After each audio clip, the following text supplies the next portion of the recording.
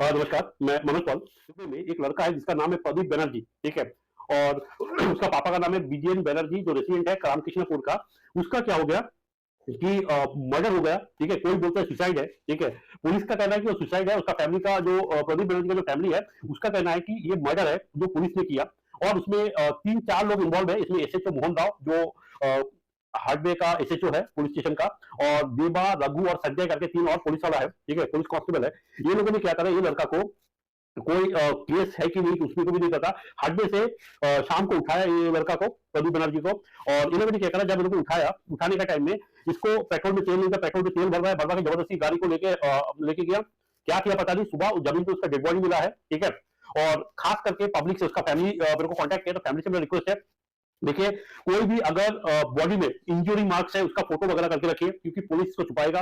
Police इसमें fake medical report भी बनाता है, ठीक है? ये सुसाइड है कि मर्डर है, सिर्फ एक चीज का ऊपर डिपेंड करता है, वो है इंजरी मार्क। अपना वो लड़का का बॉडी के ऊपर कोई इंजरी मार्क है या नहीं, हाँ या ना का ऊपर डिपेंड करता है कि वो सुसाइड है कि मर्डर, ठीक है? और अंडमान में डॉक्टर लोग प्रेशर में आके, अंडमान का डॉक्टर लोग पुलिस के साथ मिलकर फेक मेडिकल रिपोर्ट बनाता है। ये जो सुप्रीम बल्ला है कदम तला केस में, उसमें भी इसी तरह किया था। तो इसीलिए आप ध्यान रखिएगा। जी को आप सभी ने सुना। एक्चुअली को हम जानते हैं पर्सनली, जो बचपन से देखते आ रहे हैं। चाचा-चाचा बोलते हैं, हमारे घर से ज़्यादा दूर नहीं है, हमारे गाँव में ही रहता है।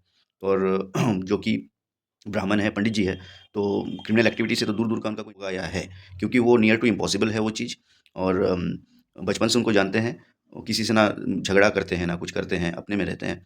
और जो कि पंडित जी है, ब्राह्मण है, पंडित जी है, पूजा वगैरह करते हैं, घरों में जाके करते हैं, तो वो कम्युनिटी से हैं, बिलॉन्ग करते हैं। तो क्रिमिनल एक्टिविटी से तो कोई नाता है नहीं, बचपन से जानते हैं हम उनको। ये कैसे हो गया कि पता नहीं, बट जो भी हुआ है, जैसे भी हुआ है, मनोज जी जैसा कह रहे हैं, उनके घरवाले जैसा कह रहे हैं, अगर ये सच बात है, तो हम आप लोगों से, मनोज जी ने जैसा कहा, कुछ-कुछ बातें आप लोगों को ध्यान रखना है। बॉडी हैंडओवर करने से पहले बॉडी में जो इंजरी मार्क्स होंगे, हर्ट हो या जो भी ग्रीवियस हर्ट का जो भी मार्क्स है उनके बॉडी में, उनका आप फ़ोटो लेकर के रखिए एज़ ए प्रूफ़ कि बॉडी उनके पास अगर चला गया। और पोस्टमार्टम रिपोर्ट भी मैटर करता है, बट जैसे मनोज जी ने कहा कि पोस्टमार्टम रिपोर्ट फेक भी बन सकता है ना? ऑफ़िशियल्स अपना दबाव में बना सकते हैं, या फिर वैसा अथॉरिटी हुआ तो मिल बाँट के दोनों कांड कर सकते हैं। इसमें कोई इम्पॉसिबल वाला बात नहीं है कि हो ही नहीं सकता। ठीक है, ज़रूर हो सकता है। तो अगर पोस्टमार्टम रिपोर्ट भी आपको फेक मिला, मान के चलिए कि फेक मिल गया, तो भी आपके पास वो जो फ़ोटो आप लिए थे उनके बॉडी में जो इंजरी मार्क्स है, वो हम आप लोगों को आगे चल के जस्टिस पाने में मदद करेगा।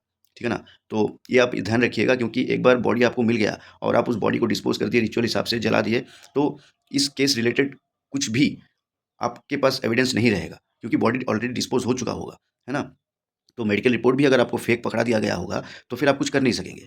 तो एक ही तब आपके पास जो है एविडेंस बचेगा, अगर आप लिए होंगे तो उनके बॉडी में जो इंजरीज़ का जो मार्क है या होंगे, वो आप फ़ोटो लेके रखिएगा, है ना?